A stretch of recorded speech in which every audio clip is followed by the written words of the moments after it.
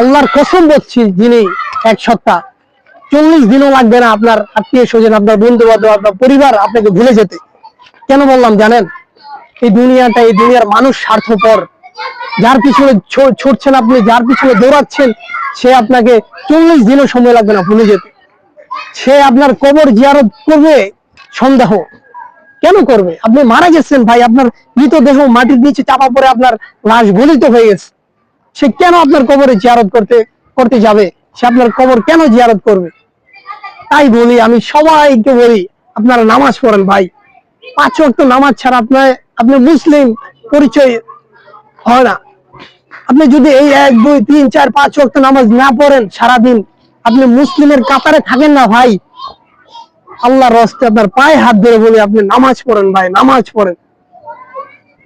Doctor Mizanur Rahman আজহারীর নানা বলেন, তুমি জিনা করো, তুমি নামাজ পড়ো। তুমি মদ খাও, জুয়া খেলো, তুমি নামাজ পড়ো। তুমি উলঙ্গ বেগানা নারী দেখো, তুমি নামাজ পড়ো। তবুও নামাজ পড়ো ভাই। নামাজ ছাড়া তোমার পরিচয় নাই। তুমি কাফেরের কাতারে পড়ে যাও, মুনাফিকের কাতারে পড়ে যাও। এত দাওয়াত শোনার পরেও তুমি নামাজ কেন পড়ো না?